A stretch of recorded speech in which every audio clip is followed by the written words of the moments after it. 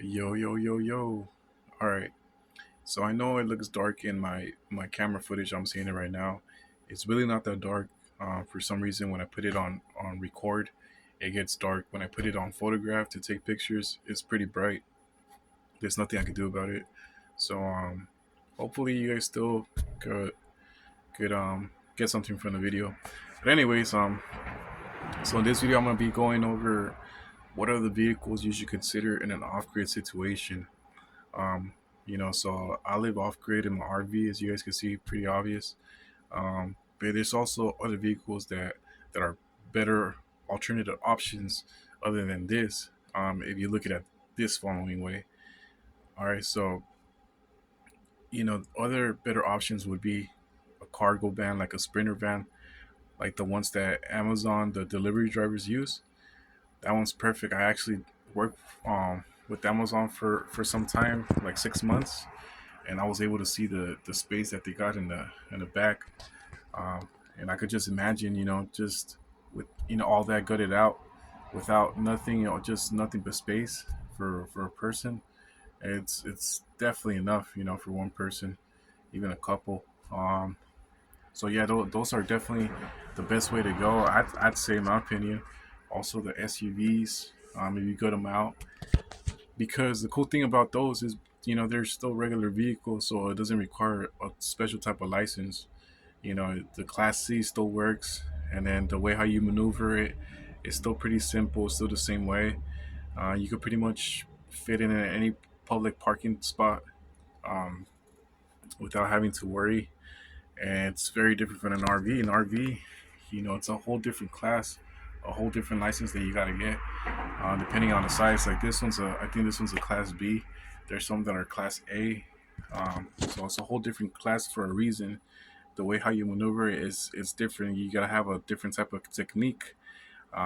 It just requires a lot more practice, to maneuver. Like, imagine you're trying to get into a parking spot, and there's enough space for your RV, but there's vehicles on both ends, the front and back. So you got to maneuver yourself in between that space, and it's gonna be a challenge with an RV. It's just a challenge. It's not the same like an SUV and a van. And then another thing too, you know, you also got to be worried about where you're gonna park. You know, with an RV, you gotta try. It's best to try to stay away from residential areas. Where there's a lot of homes and everything, just to avoid trying to getting harassed. Getting to knock people, bothering you and everything. In a SUV and a cargo van, it's gonna mix in with the rest of the vehicles. People are not gonna know that you're living in it, so it's gonna mix in, pretty easy. With an RV, it's pretty obvious. It's people are just gonna assume that it's a home that someone's living in it. That's why it's called a motor home. People are just gonna assume that, yeah, someone's in there, and so the likelihood of getting harassed is definitely a lot higher.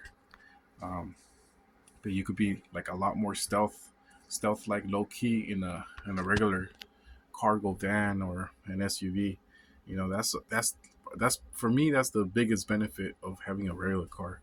That you just get to be stealth, like tint the windows, um, and then yeah, you're pretty much set from there. And let me see. Also, you get to save money when it comes to gas. On RVs, it's a lot that you got to spend. You can't compare it. Even if you have a V8 SUV or van or whatever, it's not gonna be as expensive.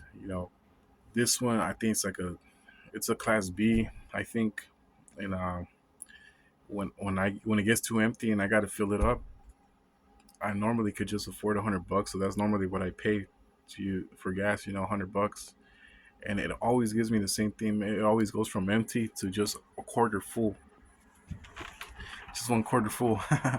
So to get it full, it would take like $400 to get it full, if not more. But yeah, around, let's just say around $400. That's not how much you're gonna pay for an SUV or a van. You know, and that's of regular gas too. My RV doesn't take diesel. A lot of the RVs take diesel gas. This one's just regular gas, and it takes $400. You know, so that's another thing that you gotta consider, that you gotta factor in. With the regular size vehicle, a van or an SUV, you're gonna be saving money on gas. It's gonna be a lot more easy to maneuver into the parking spaces, and you don't require that much as much space, so it's going to be easier to find the spaces as well. You go into the residential areas, the public street areas, public property, and you're not really going to get harassed. I'm not saying that you're not going to get harassed, but the likelihood is significantly reduced, as compared to an RV. um, you're not going to be spending so much on gas. You're not going to what else, you're going to be low key. Most importantly, you're going to be low key. People are just not going to know.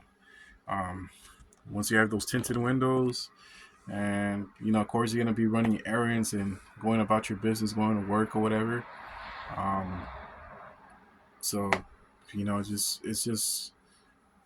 it's easier to be low key in a vehicle, and to find a spot, and you don't got to be scavenging and roaming around like for hours trying to find a spot.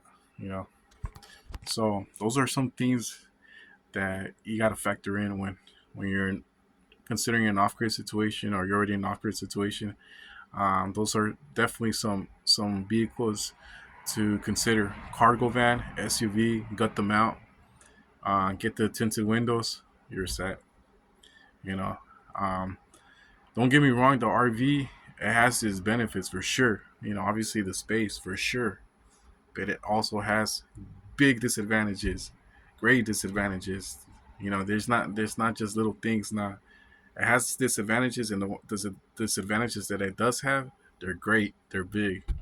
You know, um, so that's why you gotta outweigh them. See the balance and see if it's worth it or not. What's really more worth it to you? It's up to you to decide. But yeah, I just had to highlight those things so you get a or more realistic view, clarity, for your decision making. You know, um,